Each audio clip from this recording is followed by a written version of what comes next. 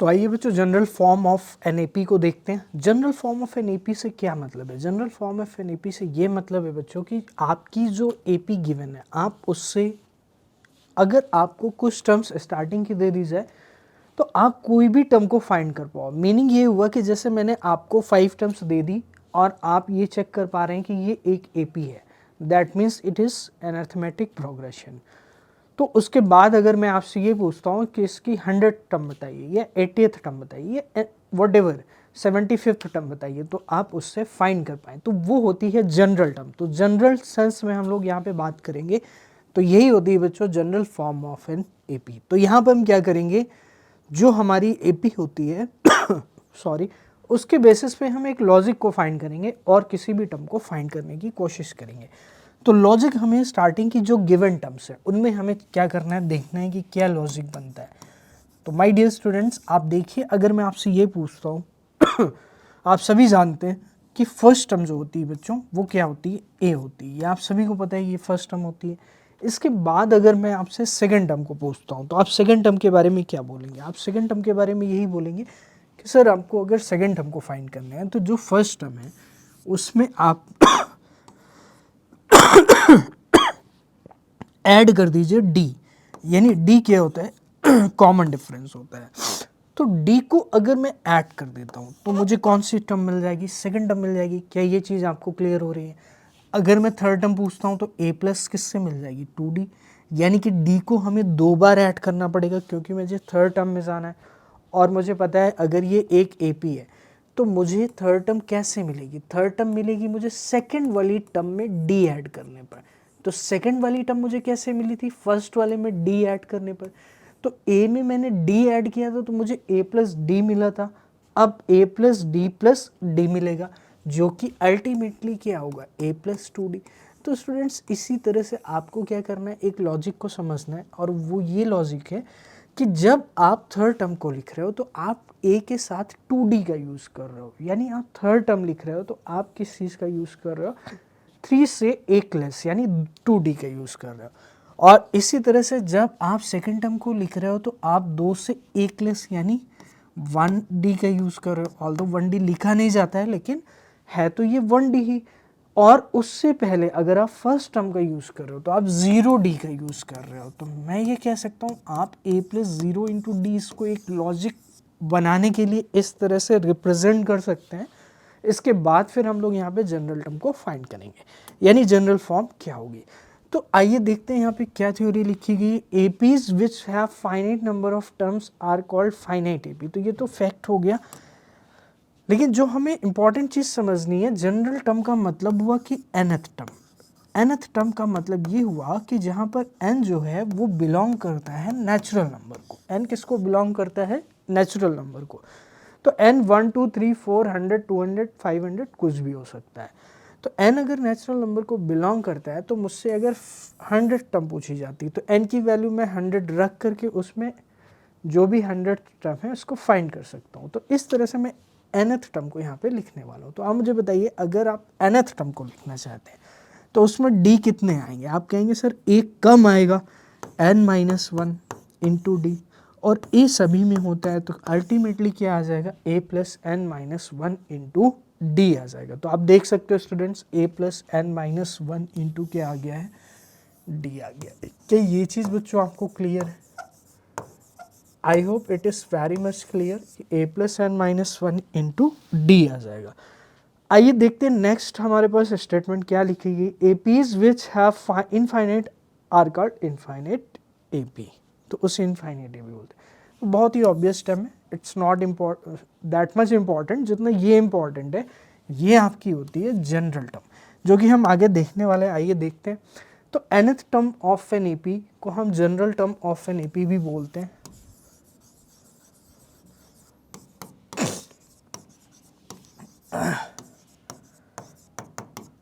ठीक है बच्चों, general term of an AP बोलते हैं और an से रिप्रेजेंट करते हैं। और an से रिप्रेजेंट करते हैं तो जो मैंने आपको पीछे लिख करके बताया था क्या होता है, a plus N minus 1 into d. आप देख सकते हैं a plus N minus 1 into d. तो बच्चों ये formula very very important, 5 star mark कर लेंगे इसको। हर जगह पे यूज़ होने वाला है, यहाँ से लेकर 5.2 5.3 exercise everywhere it is going to be use, so it's very important. अब एक एग्जांपल लेकर के मैं आपको समझाता हूँ। मान लीजिए आपके पास कोई भी एपी है, मान लीजिए मैं ले लेता हूँ 1 4 7 10 13। तो बच्चों ये एपी है, ऑब्वियस सी चीज़ है। अब मैं आपसे ये पूछता हूँ कि फाइंड द, अगर मैं ये देता हूँ कि ये एक एपी है तो आप सिर्फ डिफरेंसेस का फाइंड कर लेंगे, और अगर मैं ये लिख करके देता हूँ कि इस सीक्वेंस का, तो ध्यान रखेंगे word, it is not necessary कि वो ऑलवेज एपी हो। तो सीक्वेंस अगर वर्ड यूज़ किया है तो यू हैव टू रिकॉग्नाइज कि ये कौन सा सीक्वेंस है। तो सीक्वेंस अगर दिया गया तो आप देखेंगे क्या ये एपी को फॉर्म करता है, ठीक है। और अगर ये चीज़ आपकी क्या है, एपी ऑलरेडी गिवन है क्वेश्चन में, तो आप डायरेक्टली कोई भी दो टर्म्स का डिफरेंस फाइंड कर लेंगे, कॉन्सिक्यूटिव टर्म्स का, और वही आपका क्या हो जाएगा, कॉमन डिफरेंस। तो अगर मैं दे देता हूँ find the 50th term of the following AP, ठीक है, ये क्वेश्चन है, फाइंड द 50th टर्म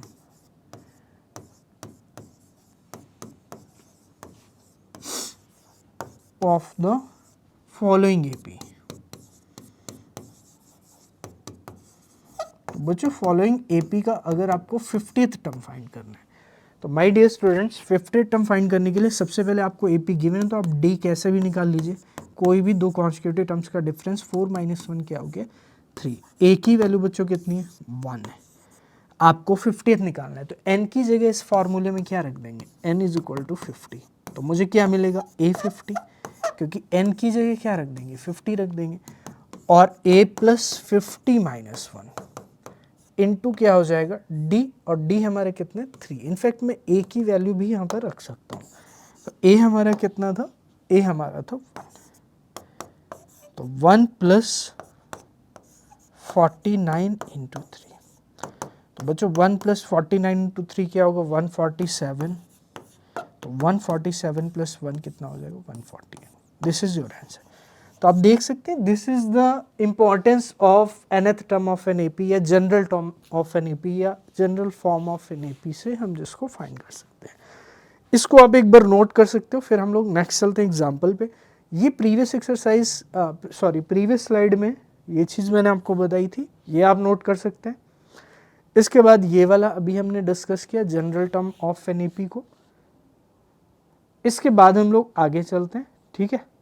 तो जैसे कि मैंने आपको बताया वेरी वेरी इंपॉर्टेंट, आप दोनों नोट कर लीजिए, स्क्रीनशॉट ले लीजिए, फिर हम लोग आगे चलते हैं। आइए एग्जाम्पल नंबर 3 को हम लोग देखते हैं। एग्जाम्पल नंबर 3 क्या है बच्चों, find the 10th term of an AP. तो जैसा कि अभी मैंने आपको बताया बच्चों की जो जनरल टर्म होती है उसका फॉर्मूला आपके लिए बहुत ही ज़्यादा इंपॉर्टेंट है। तो बच्चों जनरल टर्म का formula a n is equal to a plus N minus 1 into d, ये आपको अपने माइंड में रख लेना है, ठीक है। तो जब भी आपसे कोई भी नंबर ऑफ टर्म्स पूछा जाएगा तो आप n की प्लेस पे वो वैल्यू रख देंगे। जैसे आपसे यहाँ पे पूछा गया कि find the 10th term of AP, तो 10th टर्म को फाइंड करना है जो कि 2 7 12 एंड सो ऑन है। तो ठीक है, n की वैल्यू को हम क्या रख देंगे 10 रख देंगे। तो बच्चों n की वैल्यू को अगर हम 10 रखेंगे, उसके पहले हम एक दो चीज़ें और फाइंड कर लेते हैं कि जो इसका a है वो कितना है 2 है। a आप सभी जानते हैं फर्स्ट टर्म, और जो d है, अब यहाँ पर AP ऑलरेडी गिवन है। तो अगर AP ऑलरेडी गिवन है बच्चों, तो हम यहाँ पर डायरेक्ट किसी भी दो कॉन्सिक्यूटिव टर्म्स का डिफरेंस ले लेंगे, वो हमेशा सेम ही आएगा क्योंकि ऑलरेडी गिवन है। तो A2 - 7 कर देते हैं, 7 - 2, और 7 - 2 कितना हो जाएगा 5। तो D मेरा 5 आ चुका है, A कितना आ चुका है 2 आ चुका है, और N हमारा 10 है। तो हम क्या फाइंड करेंगे 18। तो 18 यानी A कितना है 2 है, N - 1 यानी 10 - 1 इंटू D कितना है 5 है। क्या ये चीज़ आपको क्लियर हो पा रही? अगर आपने इतना कर लिया तो उसके बाद इसको सॉल्व कर लेना है। तो 18 2 प्लस 9 इंटू 5, तो 18 हो जाएगा 2 प्लस 9 5 जा क्या हो जाएगा 45, यानी 45 एंड 2 कितना हो जाएगा बच्चों 47। तो यही हमारा क्या होगा आंसर होगा। Find the 10th term of AP this. तो इस AP का हमें कौन सा टर्म निकालना था 10th टर्म को फाइंड करना था। ये आप नोट कर सकते हैं या स्क्रीनशॉट ले सकते हैं इसका। हम लोग चलते हैं नेक्स्ट एग्जाम्पल, एग्जाम्पल नंबर 4 पे। आइए देखते हैं एग्जाम्पल नंबर क्या है 4। विच टर्म ऑफ AP, अब यहाँ पे AP आपको दी गई है 21, 18, 15 डैश डैश डैश इस -81। तो आपको दिख रहा है यहाँ पे बच्चों -81 इसलिए यहाँ पर पूछा गया है क्योंकि ये एक डिक्रीजिंग AP है, तो कहीं ना कहीं ये 0 पर जाएगी, फिर 0 से नेगेटिव साइड में चली जाएगी। तो यहाँ पर कहीं ना कहीं नेगेटिव टर्म्स आपसे इसलिए पूछी गई कि कौन सी टर्म है, यानी इसकी कौन सी टर्म -81 होगी। ऑल्सो इज एनी टर्म 0, फिर दूसरा क्वेश्चन इसी एग्जाम्पल में पूछ लिया गया कि कोई भी टर्म क्या 0 हो सकती है, give reason for your answer. तो चलिए एक एक करके हम लोग डिस्कस करते हैं। सबसे पहले ये AP है तो इसका A लिख लेता हूँ। A कितना है इसका 21 है। जो डिफरेंस है प्यारे बच्चों वो कितना है 18 - 21, यानी कितना हो जाएगा -3 हो जाएगा। A ये हो गया है, ठीक है। इसके बाद आपको -81 के बारे में पूछा गया तो आप क्या करेंगे, लेट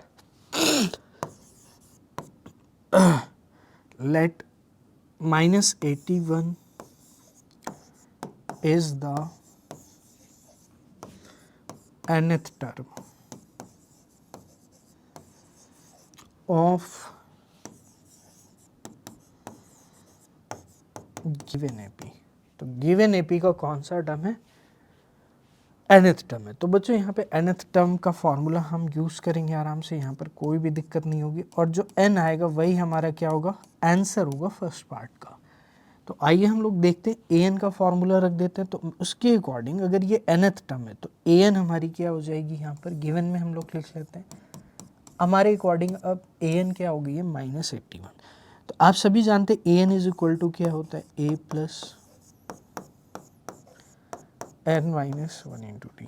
तो an कितना है -81 है और a कितना है 21 है प्लस n -1। अब n तो हमें निकालना ही है तो n -1, तो d कितना है बच्चों -3 है। क्या इतनी कहानी आपको क्लियर हो गई है। तो -81 और ये -21 बराबर n -1 और इंटू -3, ये चीज़ क्लियर है। अब आइए हम लोग आगे सॉल्व करते हैं। तो एक बार आप अगर इतना नोट कर लोगे तो मैं इरेज करके फिर आगे सॉल्व करूँगा। तो you can take the screenshot और नोट इट डाउन। तो सारी चीज़ें इरेज करके सिर्फ लास्ट वाली इक्वेशन को रखना है और उसी को क्या करना है, सॉल्व करना है। तो इरेज कर देते हैं बच्चे इसको।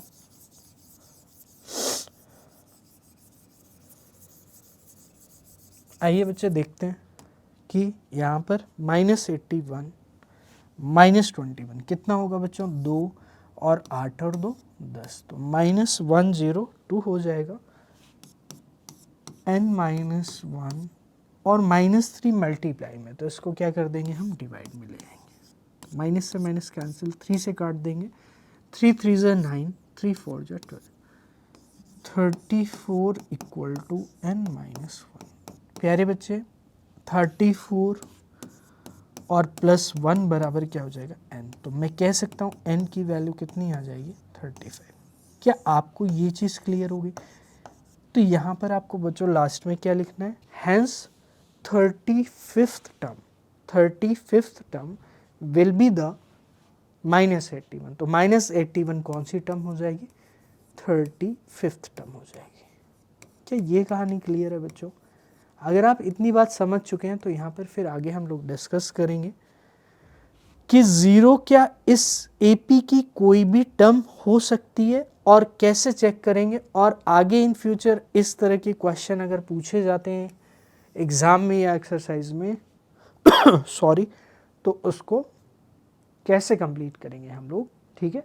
तो बच्चों यहाँ पे करना क्या होता है, एक बार आप इतना नोट कर लो फिर हम आगे डिस्कस करते हैं, ठीक है। आई होप आपने इसका स्क्रीनशॉट ले लिया होगा, अभी आप ले सकते हैं पॉज करके। अब हम लोग डिस्कस करते हैं नेक्स्ट पार्ट।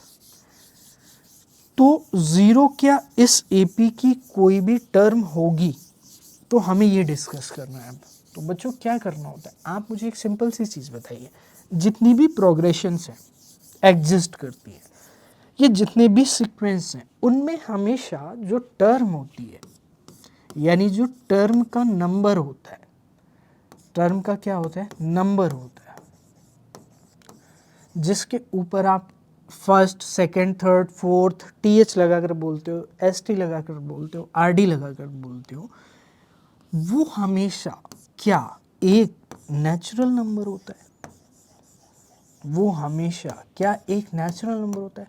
ध्यान रखना, हमेशा नेचुरल नंबर ही होगा, होल नंबर भी नहीं हो सकता। क्यों? क्योंकि जीरो टर्म कोई भी नहीं हो सकती। जो टर्म की स्टार्टिंग होगी वो कहाँ से होगी, फर्स्ट होगी। और वन कैसा नंबर है, नेचुरल नंबर है, second, third, fourth and so on. तो ये हमेशा एक नेचुरल नंबर होगा। अच्छा, अगर मैं आपसे ये बोलूं कि जो जीरो है वो एक nth टर्म है,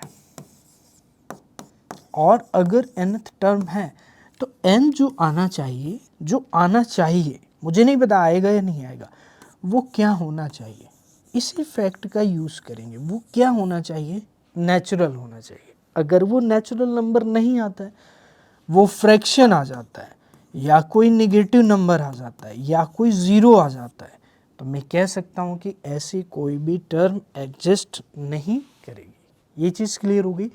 तो जब भी आप इस टाइप के क्वेश्चन को सॉल्व करेंगे कि क्या ये कोई टर्म हो सकती है इस प्रोग्रेशन में, तो आपको यही लॉजिक यूज़ करना है कि सबसे पहले उसको nth टर्म को मानना है, और वो नेचुरल आएगा तो डेफिनेटली वो चीज़ पॉसिबल होगी। एक फ्रैक्शन आएगा तो पॉसिबल नहीं होगी, या फिर कोई नेगेटिव नंबर भी अगर आ जाता है तो वो तब भी पॉसिबल नहीं होगी।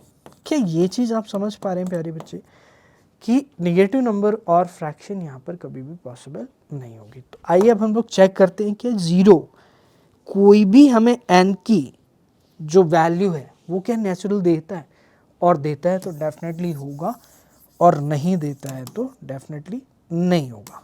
तो आइए हम लोग इसको चेक करते हैं। तो सबसे पहले हम क्या करेंगे, डिफरेंस वगैरह हम लोग ऑलरेडी फाइंड कर चुके हैं, आप देख सकते हैं प्रीवियस पार्ट से। तो d हमारा कितना था बच्चों, d -3 था। Just a second students, d हमारा कितना था स्टूडेंट्स, -3 था।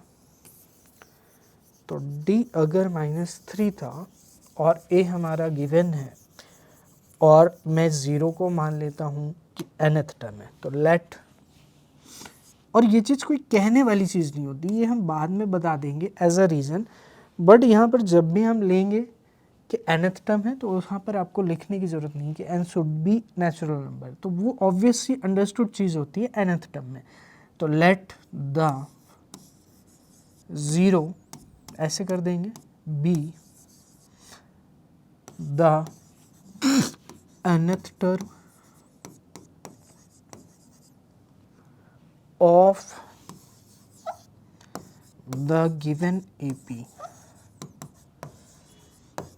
तो जो ये है वो गिवन AP का क्या होना चाहिए, nth टर्म होना चाहिए। ये चीज़ क्लियर होगी। अब आइए हम लोग देख लेते हैं, a वगैरह हम लोग लिख लेते हैं फिर से एक बार। तो a हमारा 21 है, d हमारा बच्चे कितना है, -3 है बस, और an हमारे पास क्या होना चाहिए, 0। तो n क्या आना चाहिए, n एक नेचुरल नंबर आना चाहिए। तो आइए हम लोग देखते हैं। तो an हमारा 0 है, तो सबसे पहले मैं फार्मूला लिख देता हूँ, a + n - 1 × d। प्यारे बच्चे n 0 है, a कितना है हमारे पास, 21 है, n - 1, d कितना है बच्चों, -3। क्या ये कहानी क्लियर है? ये इधर आएगा बच्चों -21, 0 - 21, और 0 - 21 क्या होगा, -21, n - 1 × क्या हो जाएगा, -3। तो ये करेंगे तो -21 -3 नीचे जाएगा, n - 1, तो इससे ये कट जाएगा 7। तो 7 = n - 1। तो n - 1 अगर 7 है तो n क्या होगा, 7 + 1 यानी 8। अब 8 कैसा नंबर है, बस आपको इस तरह के क्वेश्चन में इस नंबर का नेचर चेक करना है, यानी ये एक नेचुरल नंबर है या फ्रैक्शन है या इंटीजर है, क्या है। तो अगर ये नेचुरल होगा तो डेफिनेटली एग्जिस्ट करेगा। आप मुझे बताइए 8 क्या नेचुरल नंबर है? अब नंबर की नॉलेज होगी स्टूडेंट्स को, उन्हीं को ये चीज़ें समझ में आएंगी। तो 8 कैसा नंबर है? 8 एक नेचुरल नंबर है। तो definitely the value of n is a natural number which is 8, so hence we can say that कि 0 is a 8th term of this AP। तो 8th टर्म है। तो give reason for your answer. तो इसका reason प्यारे बच्चे यही है कि n जो है वो कंप्लीट आपका एक नेचुरल नंबर आ चुका है जो कि ऑलवेज पॉसिबल होगा यहाँ पर। ठीक है, तो ये हो गया इसका रीज़न। आई होप ये चीज़ आपको बहुत ही अच्छे से क्लियर हो गई होगी। आप इसको नोट कर सकते हैं या फिर इसका स्क्रीनशॉट ले सकते हैं। आइए बच्चों देखते हैं एग्जाम्पल नंबर 5 को। एग्जाम्पल नंबर 5 में दिया गया कि determine the AP whose third term is 5 and the seven term is 9। तो बेसिकली करना क्या है यहाँ पर? AP को डिटरमाइन करना है। माय डियर स्टूडेंट्स, AP को डिटरमाइन करने के लिए कोई भी अगर आपको AP को डिटरमाइन करना है तो AP को डिटरमाइन करने के लिए आपको सिर्फ दो चीज़ें चाहिए, that is your first term. आपको अगर फर्स्ट टर्म पता है और आपको अगर कॉमन डिफरेंस पता है तो आप कोई भी AP की कोई भी टर्म निकाल सकते हो। तो ये चीज़ हमने ऑलरेडी डिस्कस किया कि जैसे हमारे पास जनरल टर्म का फॉर्मूला होता था, जनरल टर्म का फॉर्मूला AN। अगर हमें कुछ भी टर्म निकालना है तो हमें क्या पता है?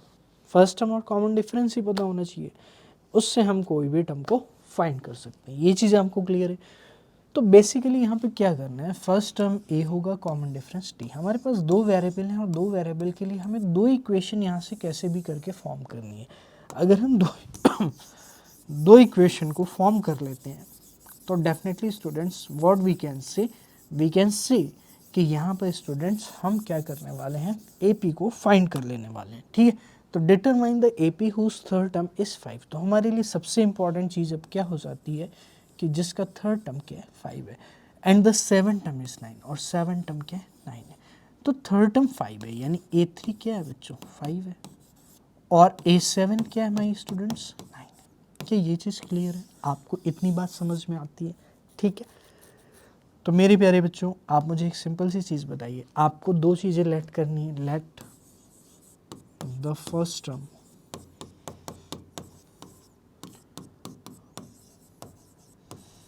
Of the given AP is A and the common difference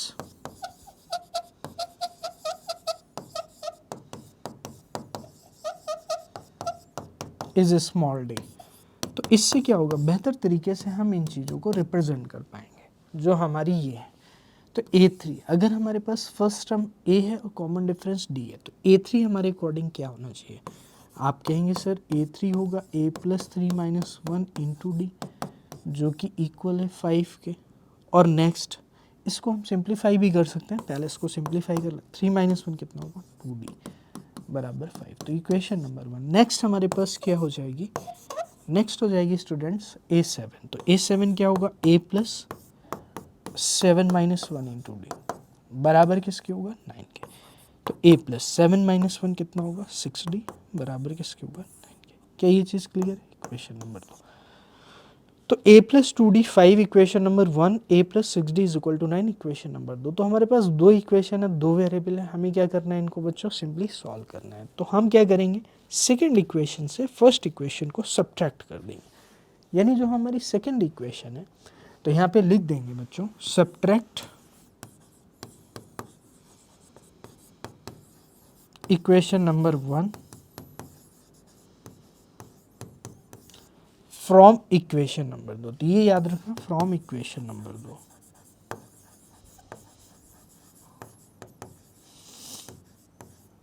equation number 2 से हम क्या करेंगे? सब्ट्रैक्ट करेंगे।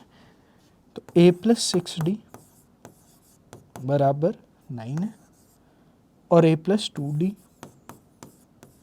बराबर 5 है। माइनस करिए तो A and A cancel out. 6D minus 2D जो आएगा, मैं यहाँ पे लिख रहा हूँ 4D। अभी 6 में से 2 माइनस करेंगे 4 और 9 से 5 माइनस होगा तो कितना आएगा? 4, यानी 4D इक्वल टू 4। तो D इक्वल टू 4/4 कितना आ गया 1 आ गया। तो डी हमारा 1 आ गया और डी अगर 1 है तो किसी भी एक इक्वेशन में पुट कर दो। तो मैं फर्स्ट वाली इक्वेशन में रख देता हूँ डी 1 है, तो डी अगर मैं यहाँ पे 1 रख देता हूँ स्टूडेंट्स, तो आप देख सकते हैं कि क्या आएगा। मैं यहाँ पे सॉल्व कर देता हूँ, तो a प्लस 2 इंटू 1 आएगा और बराबर है 5 के। तो a प्लस 2 इक्वल टू 5 के, तो a कितना आएगा 5 माइनस 2, यानी a आ जाएगा आपका 3 आ जाएगा।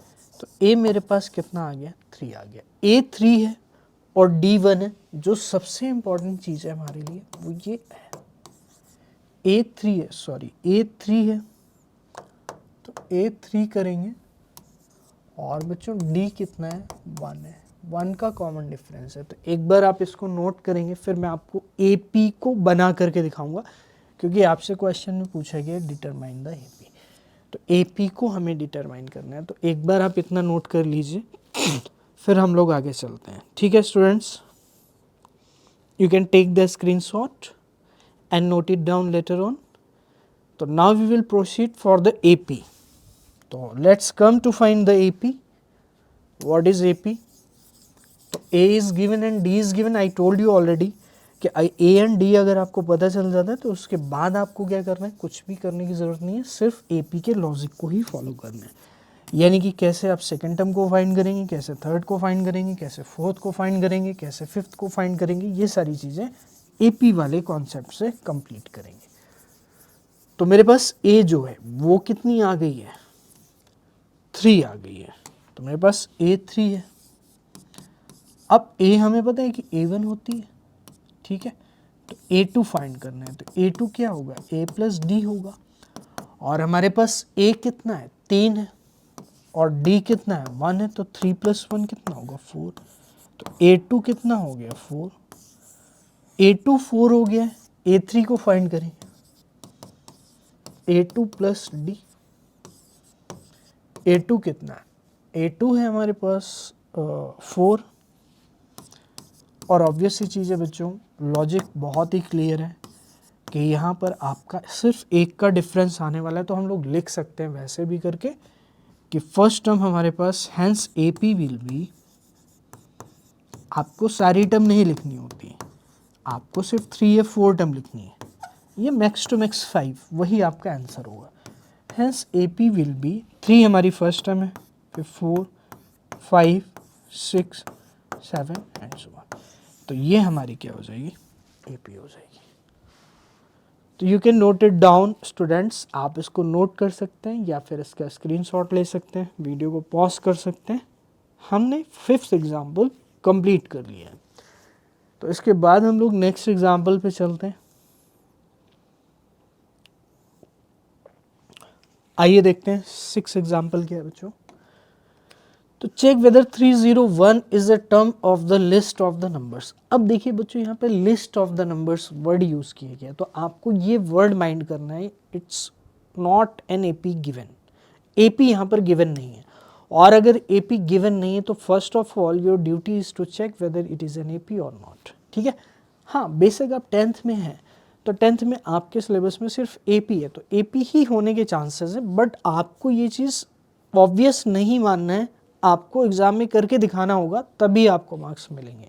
ठीक है, तो check whether 301 is a term of list of numbers this. तो लिस्ट ऑफ नंबर्स को हम क्या करेंगे, सबसे पहले list of numbers word use किया जा सकता है, सीक्वेंस वर्ड यूज़ किया जा सकता है, ठीक है, या फिर यू कैन से कि प्रोग्रेशन वर्ड यूज़ किया जा सकता है, क्योंकि प्रोग्रेशन कुछ भी हो सकती है। It could be a multiple progression, it could be a difference progression. तो अगर डिफरेंस प्रोग्रेशन है तो उसी को ही हम अर्थमेटिक बोलते हैं। ठीक है, और मल्टीपल और डिवीजन की भी प्रोग्रेशन हो सकती है, तो इट्स अबाउट प्रोग्रेसिंग समथिंग। ठीक है, आइए देखते हैं। तो चेक वेदर 301। अब देखिए list of the numbers 5 11 17 and 23। तो हमारे लिए सबसे इंपॉर्टेंट नंबर्स जो हो जाते हैं 301 को तो हम बाद में देखेंगे।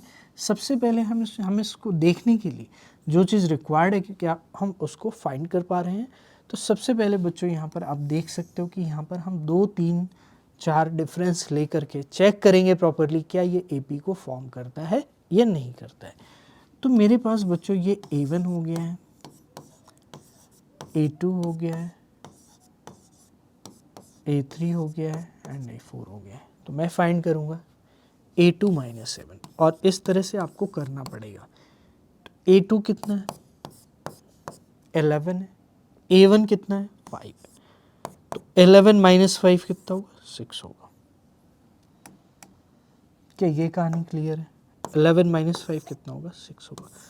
तो हमने A2 माइनस A1 फाइंड कर लिया, A3 माइनस A2 फाइंड करेंगे। A3 कितना है 17, A2 कितना है 11, 17 माइनस 11 कितना आएगा 6। तो 17 माइनस 11 भी क्या हो गया 6 हो गया। फिर इसके बाद A4 माइनस A3 फाइंड करेंगे। तो 23 माइनस A3 कितना है बच्चों 17, 23 में से 17 लेस होगा तो कितना आएगा 6 आएगा। तो बस आपको 3 तो मिनिमम फाइंड करने हैं, आप आगे कर सकते हैं लेकिन 3 मिनिमम फाइंड करने हैं। अब 3 में अगर आपके इक्वल आ जाते हैं डिफरेंस तो यू कैन श्योरली कंक्लूड कि दिस इज एन AP। तो 6, 6 और 6 यहाँ पर तीनों आ चुके हैं। तो आप देख सकते हैं स्टूडेंट्स कि यहाँ पर 6, 6, 6 आ चुका है।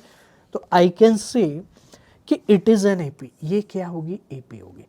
तो यहाँ पर लिखना कैसे इस बात को, उस बात को आप समझिए स्टूडेंट। सबसे पहले क्या लिखना है, we can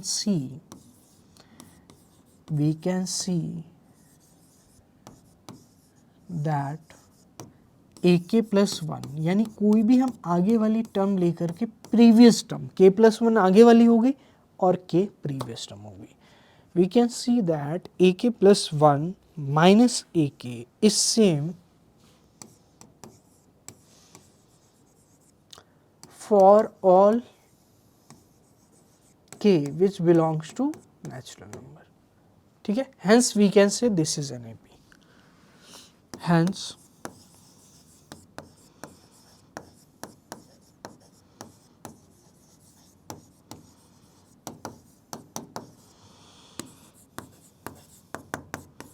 with common difference कितना है बच्चों, common difference with common difference equal to 6। Common difference क्या होगा 6 हो जाएगा। क्या ये चीज़ क्लियर है? कॉमन डिफरेंस 6 हो जाएगा and this happen and what is first term that is 5। तो बस आपको क्या करना है बच्चों, जैसा कि हमने 6 के पहले 5th के पहले 4th वाले में हमने 0 को चेक किया था, क्या वो उसकी एक टर्म होगी, वही चीज यहाँ पे चेक करनी है। Check whether 301 is a term of the list of the numbers this.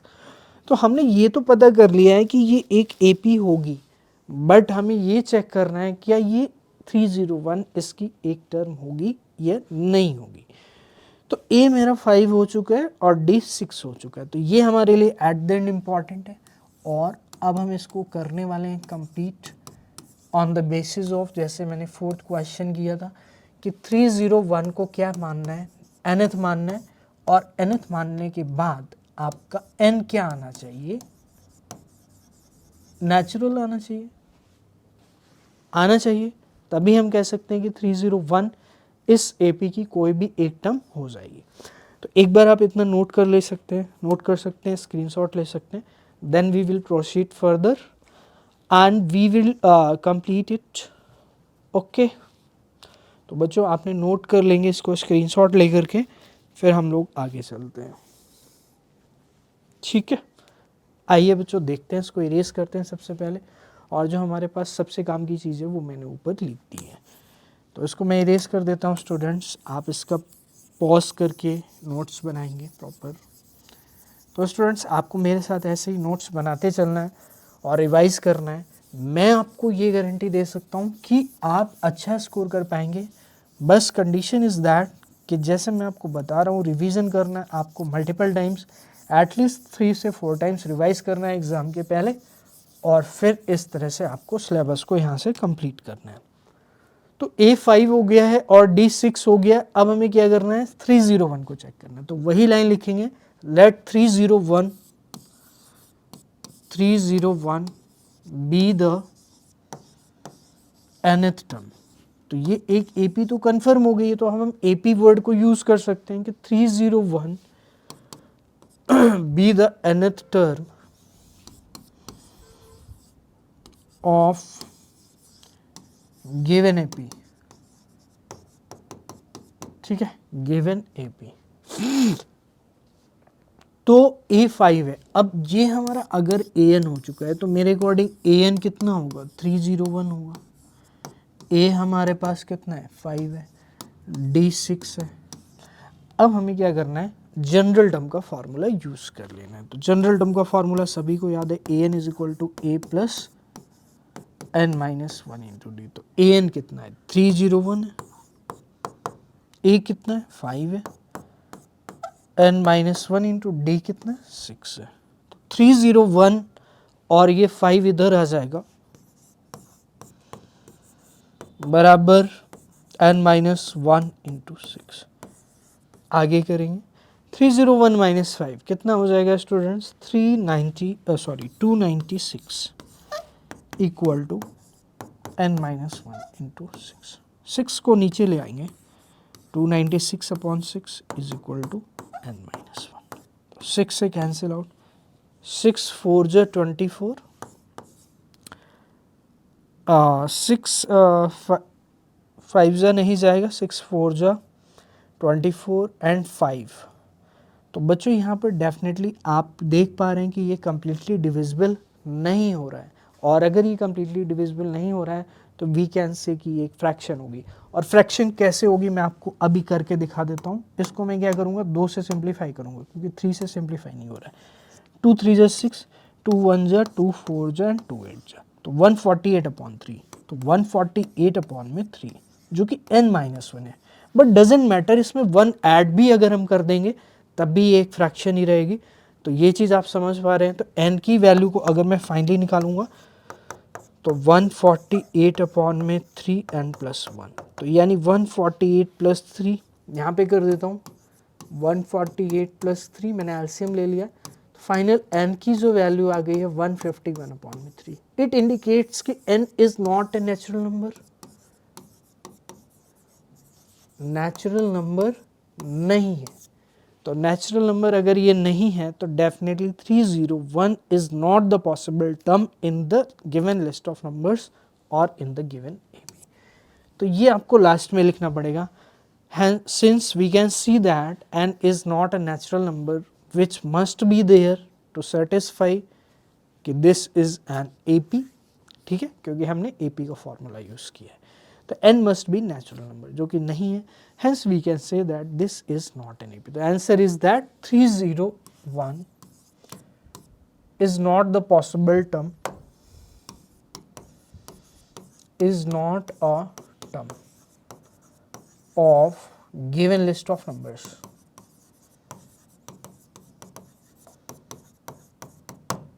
तो स्टूडेंट्स ये आप नोट कर सकते हैं, इसमें कोई भी दिक्कत नहीं होगी।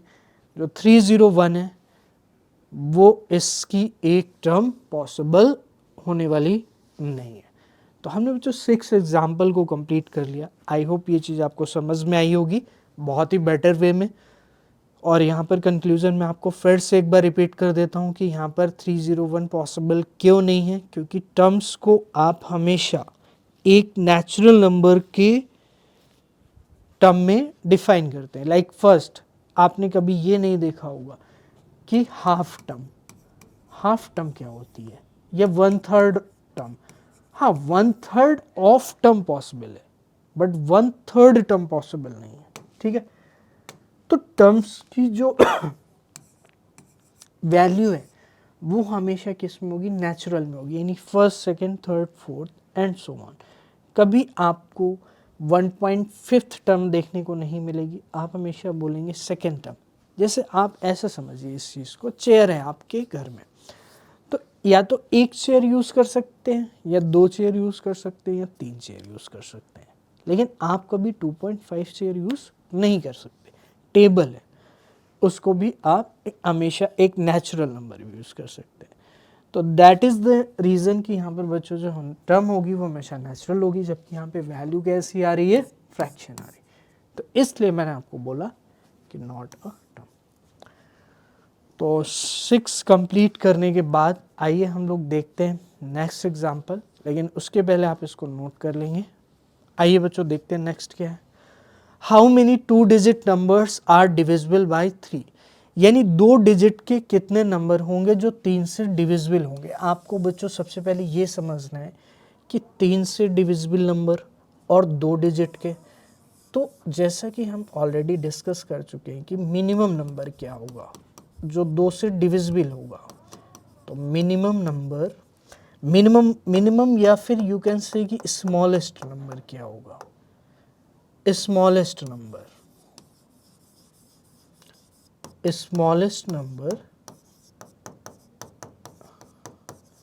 Divisible by 3, divisible by 3। तो स्मॉलेस्ट नंबर को फाइंड करेंगे और आप क्या करेंगे, चेक करेंगे कि फुल मतलब लास्ट नंबर क्या होगा जो 2 से डिविजिबल होगा। क्योंकि आपको अगर ये पता करना है कि हाउ मेनी कितनी टर्म्स है, अगर आपको ये पता करना है तो बच्चों आपको फर्स्ट एंड लास्ट टर्म पता होनी चाहिए, क्योंकि तभी आप टोटल नंबर ऑफ टर्म्स को फाइंड कर सकते हैं। क्या ये कहानी आपको क्लियर हो गई है? तो अगर आपको ये चीज़ समझ में आ गई है तो हम लोग ये समझ सकते हैं कि जो हमारी फर्स्ट नंबर होगी 3 से डिविजिबल वो क्या होगी। अब मुझे बताइए 2 डिजिट के जो नंबर हैं वो कहाँ से स्टार्ट होते हैं। आप कहेंगे सर 9 तो सिंगल डिजिट का है, इसके बाद स्टार्ट होते हैं 10 से। तो 10 या 10 से आगे आपको चेक करना है कि 3 से डिविजिबल नंबर क्या क्या होंगे। तो आप मुझे बताइए, मैंने आपसे बोला 10 या 10 से आगे, तो 10 तो होगा नहीं डेफिनेटली 3 से डिविजिबल, तो हम 11 पे जाएंगे, 11 भी नहीं होगा, फिर हम जाएंगे 12 पे। तो हमारा जो नेक्स्ट नंबर होगा बच्चों 3 से divisible first number that is 12। तो 12 जो होगा वो 3 से डिविजिबल नंबर होगा। अब इसके आगे आप देख लीजिए कौन सा डिविजिबल होगा, तो 13 होगा नहीं, 14 होगा नहीं। सिंपल सा आपको ये समझना है कि 3 की टेबल में आ जाए, ठीक है। तो नेक्स्ट नंबर क्या होगा बच्चों 15 होगा। और इसी तरह से आप मुझे एक सिंपल सी चीज़ बताइए, जो लास्ट नंबर होगा अगर आपको वो पता करना है तो ऑब्वियस सी चीज़ है, आप क्या करेंगे, आप ये कर सकते हैं कि 100 जो होगा वो तो 3 डिजिट में आएगा, तो 100 तो हमें लेना नहीं है, तो 100 से पहले तक यानी कि 99, और 99 खुद ही 3 से क्या होता है डिविजिबल होता है। तो ये चीज़ समझ में आ गई। तो ये बस आपको रफ वर्क करके मैं समझा रहा हूँ, क्योंकि अभी हम जब चलेंगे नेक्स्ट मतलब क्वेश्चन करेंगे तो पूरा सिस्टमेटिक वे में मैं आपको समझाने वाला हूँ। तो ये आपके लिए समझना सबसे ज़रूरी है कि जो स्मॉलेस्ट नंबर होगा वो 12 है, नेक्स्ट नंबर क्या है 15 है, और सबसे बड़ा नंबर जो 3 से डिविजिबल है और 2 डिजिट का भी है वो कौन सा है 99 है। तो अकॉर्डिंग टू क्वेश्चन आप मुझे एक चीज़ बताइए, आप इसको नोट कर सकते हैं, ठीक है। आप मुझे सिंपल सी चीज़ बताइए, जो प्रोग्रेशन बनेगी वो कैसी प्रोग्रेशन होगी। तो आपको ये ध्यान रखना है स्टूडेंट्स, इस तरह के नंबर हमेशा एक कॉमन डिफरेंस को मेंटेन करेंगे, और वो कॉमन डिफरेंस होगा आपका डिवाइज़र, यानी जिससे आप डिविजिबल नंबर को फाइंड करना चाहते हैं। यानी कि स्टूडेंट सिंपल सी चीज़ है, आप देख लीजिए कि अगर मैं आपसे बोलूँ सीरीज़ जो बनेगी 12, 15, आप खुद ही चेक करो, 15 के बाद 18 होगा। आप डिफरेंस देखिए कितना आ रहा है, डिफरेंस 3 आ रहा है, इसमें भी 3 आ रहा है। तो इस तरह से 3 का डिफरेंस होगा, और जो हमारी फर्स्ट टर्म बन जाएगी वो क्या बन जाएगी, ए बन जाएगी, 12 बन जाएगी, और डी कितना है 3 है। और इसको मैं मान लेता हूँ कि ये nth टर्म है, क्योंकि हमें हाउ मेनी निकालना है तो हमें n की वैल्यू को फाइंड करना है। तो an हमारा कितना हो जाएगा 99 हो जाएगा। क्या ये कहानी आपको क्लियर है? एक बार आप इतना नोट कर लीजिए, और अगर आपने पहले का नोट नहीं किया है तो उसको भी आप नोट कर सकते हैं पॉज करके। तो बच्चों आपने नोट कर लिया कि ए आपका 12 हो गया, डी 3 हो गया और ए एन क्या हो गया आपका 99 हो गया। तो आपको नंबर ऑफ टर्म्स निकालनी ईजिली आप निकाल सकते हैं। नंबर ऑफ टर्म्स को निकालने के लिए आपको क्या करना है, ए एन का फॉर्मूला यूज़ कर लेना है। ठीक है स्टूडेंट, तो what is the formula of a n? A n is equal to क्या होता है, ए प्लस एन माइनस 1 और स्टूडेंट्स क्या होता है इनटू में डी। तो सब कुछ मैंने यहाँ पे लिख दिया है। ए एन क्या है आपका 99 है, ए क्या है बच्चों 12 है, एन आपको निकालना है एन माइनस 1 इंटू डी कितना है 3 है। इसी को क्या करना है, सॉल्व करना है। तो आइए इसको सॉल्व करते हैं। हम 99 माइनस 12 करेंगे यहाँ पे, तो इस तरह से 99 और वो 12 उधर जाएगा, 12 एन माइनस 1 इंटू 3 हो जाएगा। 3 से डिवाइड कर देंगे। पहले हम इसको सॉल्व करेंगे तो ये आ जाएगा बच्चों 7 और ये कितना हो जाएगा आपका 8 हो जाएगा। ठीक है, इतनी बात आपको क्लियर हो रही है? तो ये 8 हो जाएगा और डिवाइड में क्या आ जाएगा बच्चों, 3 आ जाएगा इक्वल टू एन माइनस 3 से काट देंगे, 3 2 जो 6 हो जाएगा बच्चों, 2 बचेगा, 3 9 जो 27, तो 29 बचेगा is equal to n minus 1। 29 n minus 1 के, तो एन माइनस 1 अगर 29 है तो एन कितना आएगा, 29 प्लस 1 यानी एन कितना होगा 30 हो जाएगा। एन कितना हो जाएगा बच्चों, 30 हो जाएगा और यही क्या होगा आपका आंसर होगा। तो ये चीज़ क्लियर है कि यानी how many 2 digit numbers are there which are divisible by 3, how many, तो हाउ मेनी का आंसर कितना होगा माय डियर स्टूडेंट्स, 30 हो जाएगा। कि ये चीज़ आपको क्लियर हो रही है? बहुत ही सिंपल सी चीज़ है। जो मेन काम करना था स्टूडेंट्स वो इसमें करना था, यानी कि आपको सिर्फ ये पता करने थी कि फर्स्ट 2-3 नंबर कौन से होंगे जो 3 से डिविजिबल भी होंगे और 2 डिजिट के भी होंगे और लास्ट नंबर कौन सा होगा। फिर आप इस फॉर्मूले का यूज़ करके नंबर ऑफ टर्म्स को फाइंड कर सकते हैं। तो I hope it is very much clear to you. तो we will go to question example number 8। Let's come to example number 8। Find the 11th term from the last term towards the first term of AP। तो ये क्या कहना चाहते हैं भाई, ये कहना चाहते हैं कि 11th टर्म, वैसे यूजुअली आप क्या करते हो, जैसे मैंने बोला कि आप किसी भी प्रोग्रेशन में अगर 30 टर्म है तो आप 11 टर्म फॉरवर्ड तरीके से निकालते हो, मतलब A1 A2 यहाँ पर कहीं 11 आएगा, फिर 12 13 14 फिर 30 आ जाएगा, तो ऐसे कर दे। लेकिन ये क्वेश्चन में ब्रैकेट में ये मेंशन किया है कि टूवर्ड्स द फर्स्ट टर्म आपको 11th टर्म यहाँ से निकालनी है, यानी कि ये प्रोग्रेशन AP दी गई है, आपको ये A1 मानना है, A2 मानना है, A3 मानना है, इसकी ये A1 हो जाएगी A2 A3 इस तरह से। और उस केस में जो लास्ट टर्म होगी वो कौन सी होगी, 10 होगी। क्या ये चीज़ क्लियर है? तो आइए इसको हम लोग कैसे करते हैं। इस तरह के ये एक सेट टाइप का क्वेश्चन होता है, आपके एग्ज़ाम में अक्सर पूछा जाता है।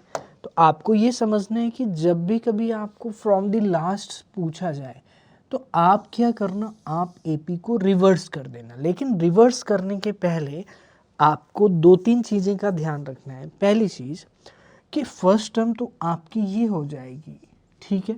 अच्छा, अब रिवर्स करने पर जो आपका कॉमन डिफरेंस होगा वो माइनस टाइम्स हो जाएगा। अब कैसे हो जाएगा इस चीज़ को आपको समझना है। देखो, आप अगर इसको रिवर्स करके लिखोगे, मुझे बताइए 62 हो गया माइनस 62 डैश डैश डैश, और ये क्या हो गया 7 और ये 10 हो गया और ये 4 हो गया। तो ये रिवर्स करने पर जब आप लास्ट से फाइंड करना चाहते हैं तो रिवर्स करना ही पड़ेगा।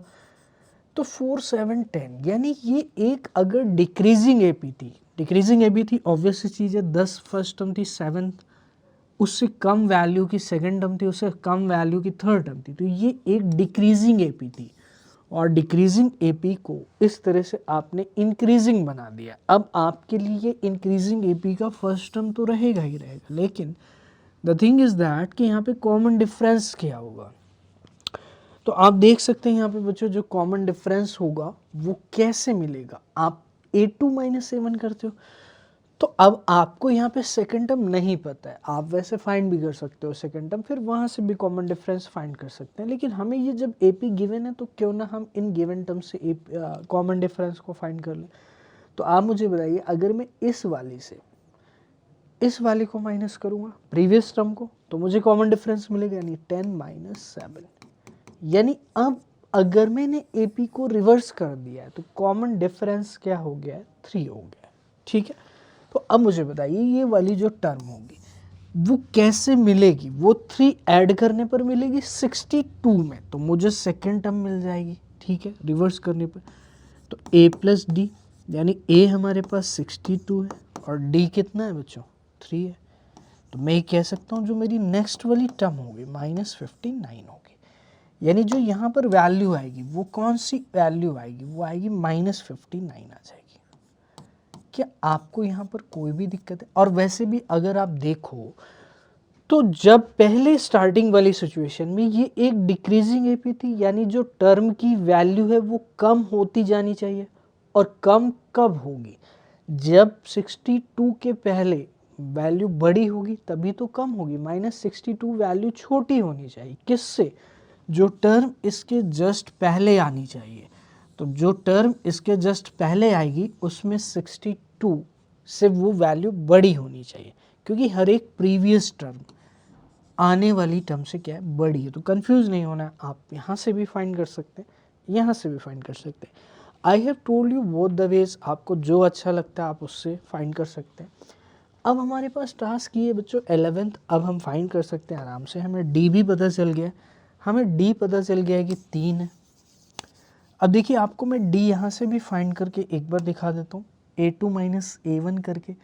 तो ये मेरे पास A1 है, ये A2 है, बाय रिवर्सिंग द AP। तो D मेरा हो जाएगा A2 - A1 यानी -59 माइनस A1 कितना है 62, तो -59 और प्लस क्या हो जाएगा 62। तो ये कितना आएगा 62 प्लस का है माइनस का 59, तो आंसर कितना आ जाएगा 3 आ जाएगा। तो ये मेरे पास D फाइनली यहाँ से भी सेम आ चुका है। अब मेरे पास स्टूडेंट्स जो A है वो -62 है और मुझे निकालना है A11। तो A11 क्या होगा, A11 होगा A + 11 - 1 इंटू D। तो A मेरे पास कितना है स्टूडेंट्स, A आप देख सकते हैं A है मेरे पास -62 प्लस 11 - 1 10 इंटू D कितना है बच्चों 3 है। तो A11 -62 प्लस 10 3 जा कितना हो जाएगा 30। तो माई आंसर वुड बी -32। यानी कि अगर लास्ट से आप फाइंड करना चाहते हैं 11 टर्म, तो वो क्या होगी dear students, -32 is the correct answer. तो आप इसको नोट कर सकते हैं students. We have done 8 example, example number 8 हमने कंप्लीट कर लिया है। तो आइए बच्चों एग्जाम्पल नंबर 9 को हम लोग देखते हैं। और एग्जाम्पल नंबर 9 क्या है, sum of ₹1000 is invested at 8% simple interest. तो बच्चों सिंपल इंटरेस्ट आप सभी लोग जानते हैं कि सिंपल इंटरेस्ट क्या होता है, और सिंपल इंटरेस्ट का फॉर्मूला क्या होता है, जिससे आपको प्रिंसिपल, रेट ऑफ इंटरेस्ट और टाइम गिवन हो तो सिंपल इंटरेस्ट को आप कैसे फाइंड करेंगे। ठीक है, तो एक बार मैं प्रॉब्लम को रीड कर लेता हूँ और जिन स्टूडेंट्स को नहीं पता है आई विल टेल। तो calculate the interest at the end of each year. तो at the end of each year हमें क्या करना है, इंटरेस्ट को कैलकुलेट करना है। तो ईयरली यानी टाइम जो होगा आपका ईयरली होगा, 1 ईयर होगा। Do these interest form an AP। क्या ये इंटरेस्ट की जो वैल्यू आएगी यानी इंटरेस्ट का जो अमाउंट होगा वो क्या AP को फॉर्म करेगा, आपको ये बताना है। उसके बाद if so find the interest at the end of 30 year. अगर ऐसा होता है तो 30 ईयर के बाद इंटरेस्ट क्या होगा, years. Making use of this fact, तो हमें क्या करना है, फाइंड करना है interest at the end of 30 year making use of this fact. ठीक है, तो आइए देखते हैं। सबसे पहले जो बच्चों सिंपल इंटरेस्ट का फॉर्मूला होता है वो मैं आपको एक बार बता देता हूँ कि सिंपल इंटरेस्ट होता क्या है। ठीक है, आइए देखते हैं। तो सिंपल इंटरेस्ट को बच्चों हम SI भी बोलते हैं, आप सब ने पहले भी कर रखा है। That means SI simple interest. तो सिंपल इंटरेस्ट का फार्मूला होता है principal into rate of interest into time divided by 100। तो आप इसको कैसे याद रखेंगे, P R T divided by 100। तो P R T divided by 100 में बच्चों प्रिंसिपल पी होता है, जो पी होता है वो क्या होता है, प्रिंसिपल अमाउंट, प्रिंसिपल होता है, यानी आपका प्रिंसिपल कितना है। और बच्चों जो आर है वो रेट ऑफ इंटरेस्ट है, रेट ऑफ इंटरेस्ट है, और जो टी है स्टूडेंट्स वो क्या है, टाइम है। तो आपको इस तरह से पी आर एंड टी की वैल्यू को यहाँ पे रख देना है। तो ये फॉर्मूला फर्स्ट ऑफ ऑल आप नोट कर सकते हैं, जिससे हम आगे इंटरेस्ट को कैलकुलेट करें। या पी प्रिंसिपल जो होता है उसी को बच्चों हम सम भी बोलते हैं। तो आप बोल सकते हैं कि यही सम होता है, यानी कि जितना भी अमाउंट आप इन्वेस्ट करते हैं, यानी कि जितना भी अमाउंट बैंक में डिपॉजिट करते हैं, वो क्या होता है, आपका प्रिंसिपल यानी सम होता है। ठीक है, आर जो होता है वो रेट ऑफ इंटरेस्ट होता है, और टी जो होता है वो टाइम होता है। तो यहाँ पे अगर हम प्रिंसिपल की बात करें यानी सम, जैसे कि मैंने आपको बताया वो है बच्चों 1000 रुपीज़, आप देख सकते हैं रुपीज़ 1000 है। और जो आर की वैल्यू है रेट ऑफ इंटरेस्ट वो कितना है, 8% per annum simple interest per year. ठीक है, तो ये rate of interest per year होता है। रेट ऑफ इंटरेस्ट यहाँ पर आप लिख सकते हो बच्चों, आर की वैल्यू जो होती है वो रेट ऑफ इंटरेस्ट होता है। ठीक है, तो एक बार आपने इसको नोट कर लिया तो हम लोग आगे अब चलते हैं, कैलकुलेट करते हैं, क्योंकि यहाँ पे बोला गया है कि calculate the interest at the end of each year, calculate the interest at the end of each year. तो ईच ईयर के एंड में हमें क्या करना है, इंटरेस्ट को कैलकुलेट करना है। ठीक है स्टूडेंट्स, आइए हम लोग देखते हैं। आइए बच्चों, at the end of each year, calculate the interest at the end of each year. तो इंटरेस्ट आफ्टर 1 ईयर,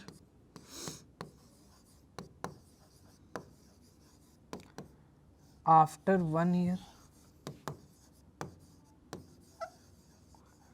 आप कहेंगे sir P into R into T divided by 100, तो P R T divided by 100। तो principal क्या है यहाँ पे, principal 1000 rupees है, और जो रेट ऑफ इंटरेस्ट है वो 8 है, और जो टी है स्टूडेंट्स वो 1 है, और डिवाइडेड बाई क्या हो जाएगा, 100। तो आप इसको सिंप्लीफाई कर सकते हैं। अगर हम इंटरेस्ट इसको बोले एस आई यानी सिंपल इंटरेस्ट 1 बोल सकते हैं, सिंपल इंटरेस्ट 1 का मतलब है आफ्टर 1 ईयर। तो 0 से 00 कैंसिल, 10 बचेगा, 10 इंटू 8 कितना हो जाएगा, 80 रुपीज़ आ जाएगा। कितना हो जाएगा, 80 रुपीज़ आ जाएगा। क्या ये चीज़ आपको बच्चों क्लियर हो गई? इसके बाद हम 2 ईयर में भी कैलकुलेट करेंगे रेट ऑफ इंटरेस्ट, एक बार आप इतना नोट कर सकते हैं। फिर हम 2 ईयर में इंटरेस्ट को देखते हैं कि 2 ईयर में इंटरेस्ट क्या होगा। तो हमें क्या करना है, टाइम को यहाँ पर 2 कर देना है, यानी कि इंटरेस्ट, सिंपल इंटरेस्ट आप कह सकते हैं, सिंपल इंटरेस्ट आफ्टर 2 ईयर। तो simple interest my dear student after 2 year हमें क्या करना है, 1000 इंटू 8 इंटू यहाँ पर क्या कर देना है, हमें 2 कर देना है। तो 2 हो जाएगा, और अगर 2 हो जाएगा तो ये 2 से मल्टीप्लाई होगा, 8 2 8 जा 16 इंटू 10 कितना हो जाएगा, 160। तो यहाँ पर जो हमारे पास रुपए आएंगे वो कितने आएंगे, 160 आ जाएंगे। रुपए कितने आ जाएंगे, 160 आ जाएंगे। ये चीज़ आपको क्लियर हो गई। तो पहले हमारा कितना आया था, 80 आया था 1 ईयर के बाद। तो अब हम यहाँ पर क्या करने वाले हैं, 2 करने वाले हैं। तो अगर मैं SI को यहाँ पे लिखता जाऊँगा तो simple interest after 1 year 80 rupees है, सिंपल इंटरेस्ट आफ्टर 2 ईयर 160 है, सिंपल इंटरेस्ट आफ्टर 3 ईयर कितना होगा, आप मुझे बताइए। 80 रुपीज़ का इंक्रीमेंट हो रहा है हर एक ईयर के बाद। तो अगर 80 फर्स्ट ईयर में है, दूसरे ईयर में 160 है, और थर्ड ईयर में कितना होगा, 80 और बढ़ेगा, क्योंकि एक साल का सिंपल इंटरेस्ट 80 रुपीज़ है। तो थर्ड ईयर के बाद सिंपल इंटरेस्ट कितना होगा, आप इसमें 80 ऐड कर दोगे तो 160 और प्लस 80 हो जाएगा, यानी कि कितना आ जाएगा, 240 आ जाएगा। Rupees 240 will be the interest at the end of 3 year. तो 3 ईयर के बाद जो इंटरेस्ट है वो इतना हो जाएगा, और ये चीज़ आप नोट कर चुके होंगे। तो बच्चों यहाँ पर जो इंटरेस्ट है अगर मैं ईच ईयर के इंटरेस्ट को यहाँ पर लिखूँ और मेंशन करूँ, तो मैं उनमें एक लॉजिक देख सकता हूँ कि every year rate of interest में 80 का इंक्रीमेंट हो रहा है, सॉरी अमाउंट जो आपका सिंपल इंटरेस्ट आ रहा है, नॉट रेट ऑफ इंटरेस्ट। तो यहाँ पे अगर मैं फर्स्ट ईयर की बात करूँ, तो यहाँ पर फर्स्ट ईयर में जो रेट ऑफ इंटरेस्ट का अमाउंट है वो 80 है, देन 160 है, देन 240 है। अब 240 के बाद क्या होगा, 320 होगा। तो आप मुझे बताइए क्या ये एपी का फॉर्मेशन करते हैं ये इंटरेस्ट? तो आपसे यही पूछा गया, तो calculate the interest at the end of each year. तो at the end of each year हमने यहाँ पे कैलकुलेट कर दिया। आपको सारे नहीं कैलकुलेट करने, 4 या 5 ही कैलकुलेट करने हैं, ठीक है। अब यहाँ पर do these interest form an AP, क्या ये इंटरेस्ट एपी को फॉर्म करते हैं? तो do these interest form an AP, क्या ये इंटरेस्ट एपी को फॉर्म करते हैं? तो हमें क्या करना है, चेक करना है। फर्स्ट ईयर में इंटरेस्ट ये है, सेकेंड ईयर में ये है, थर्ड ईयर में ये है, फोर्थ ईयर में ये। तो आपके लिए ये वैल्यू A1 हो गई, ये A2 हो गई, ये A3 हो गई, ये A4 हो गई, और आगे आने वाली A5, A6 and so on. तो इसको मैं इरेज कर देता हूँ, ये हमारा काम हो गया इसका। अब हमें ये चेक करना है कि एपी का फॉर्मेशन करेंगे कि नहीं करेंगे। तो ऑब्वियस सी चीज़ें करेंगे, बट आपको एग्जाम में करके दिखाना पड़ेगा जब भी ऐसा क्वेश्चन आएगा। तो A2 माइनस A1, यानी A2 कितना है 160 और A1 कितना है 80, तो कितना आ जाएगा 80 rupees. Then A3 minus A2, at least आपको 3 कॉन्सिक्यूटिव चेक करना है, मतलब करके दिखाना है एग्जाम में। तो A3 माइनस A2, A3 हमारा है 240 और A2 है 160, यानी ये कितना आ जाएगा 80 रुपीज़। देन हम चेक करेंगे A4 माइनस A3, तो A4 हमारा है 320, A3 है हमारा 240, तो यानी ये कितना आ जाएगा 80। तो आप देख रहे हैं हर एक केस में जो दो कॉन्सिक्यूटिव टर्म्स का डिफरेंस है वो 80, 80 और 80 आ रहा है। तो मैं कह सकता हूँ surely the rate of interest at the end of each year form an AP. तो hence it will form an AP. आपको क्या लिखना है, ये सब दिखाने के बाद आपको लास्ट में लाइन लिख देनी, hence it will form an AP. अब आपका यहाँ तक क्वेश्चन कंप्लीट हो चुका है। अब आगे एक्चुअली एक ही क्वेश्चन में 3 पार्ट दिए गए हैं। आप देखो अगर ध्यान से, तो सबसे पहले आपसे क्या कैलकुलेट करवाया गया, calculate the interest at the end of each year, पहली चीज़ ये। फिर do this interest form an AP, क्या ये इंटरेस्ट एपी को फॉर्म करते हैं। Then if so find the interest at the end of 30 years making use of this fact. तो at the end of 30 year हमें क्या करना है, फॉर्म करना है, ठीक है। At the end of 30 year हमें क्या करना है, making use of this fact find the interest, यानी 30 ईयर के लिए हमें क्या करना है, 30 ईयर के एंड में कितना इंटरेस्ट होगा, हमें ये चीज़ पता करनी है। तो आइए स्टूडेंट्स वो भी देख लेते हैं। तो 30 ईयर के एंड में इंटरेस्ट कितना होगा, ये सेम वैसा ही है जैसे आप एपी के nth टर्म को फाइंड करेंगे। तो यहाँ पर basically A1, A2, A3, A4 and so on दिया गया है। तो बेसिकली प्यारे बच्चों आपको क्या करना है, A30 को फाइंड करना है। किसको फाइंड करना है, A30 को फाइंड करना है। तो यहाँ पर थोड़ा सा मैं इसको इरेज कर देता हूँ। और my dear students, I want to tell you कि 30 ईयर के एंड में इंटरेस्ट क्या होगा, A30। तो इस सीरीज की जो इस प्रोग्रेशन का जो A30 होगा, यानी कि 30th टर्म होगा, वो क्या होगा, आपका इंटरेस्ट होगा। तो मैं A30 को निकाल लेता हूँ। तो A30 क्या होगा, सिंपल सा फॉर्मूला है A प्लस 30 माइनस 1 इंटू क्या आ जाएगा, D आ जाएगा। तो A कितना है 80 है, प्लस 30 माइनस 1 कितना होगा 29 इंटू D कितना है बच्चों 80 है। D भी 80 है और A भी 80 है। आप देख सकते हैं D अभी हमने थोड़ी देर पहले निकाला ही था, आपकी नोटबुक में होगा। और A हमारे पास कितना है 80 है। तो A30, तो A30 बराबर 80 प्लस 29 इंटू 80। अब बच्चों इसको सॉल्व करना है तो आपको 29 इंटू 80 मल्टीप्लाई किए बिना ही आप सॉल्व कर सकते हैं। कैसे, देखिए आप क्या कर सकते हैं स्टूडेंट्स, 80 इससे कॉमन ले सकते हैं। तो 80 अगर दोनों टर्म से कॉमन लेंगे तो 1 यहाँ पर आ जाएगा और 29 यहाँ पर आ जाएगा। तो 1 प्लस 29 कितना होगा 30, यानी मैं ये कह सकता हूँ कि 80 इंटू क्या हो जाएगा 30, 80 इंटू 30 कितना होगा 2400। तो बच्चों जो 30 ईयर के बाद जो सिंपल इंटरेस्ट मिलेगा 1000 रुपीज़ सम में या 1000 रुपीज़ प्रिंसिपल में, वो कितना होगा 2400 रुपीज़ यानी 2400 रुपये मिलेंगे। ठीक है, तो ये क्वेश्चन कंप्लीट हो गया। आपसे यही पूछा था कि find the interest at the end of 30 years making use of this fact. तो इस फैक्ट का यूज़ करना है कि ये एपी को फॉर्म करते हैं, तो इसका मतलब ये हुआ making use of this fact. और एपी को फॉर्म करते हैं तो डेफिनेटली A30 भी हम निकाल सकते हैं या जो भी पूछा जा सकता है वो भी निकाल सकते हैं, यानी 30, 40, 50, 60 कितने भी ईयर बाद आपको इंटरेस्ट पूछा जाएगा, you can find it by using the nth term of the AP. तो यहाँ पे आप लिख सकते हो जो an का फॉर्मूला है वो क्या होता है, a + n - 1 इंटू डी। तो इस चीज़ का आपको क्या कर लेना है, यूज़ कर लेना है। तो very very important formula nth term का, मैंने आपको पहले भी बताया था। ठीक है, तो students we have completed example number 9। आप इसको नोट कर सकते हैं, इसका स्क्रीनशॉट ले सकते हैं। तो आइए स्टूडेंट्स एग्जाम्पल नंबर 10 को हम लोग करते हैं।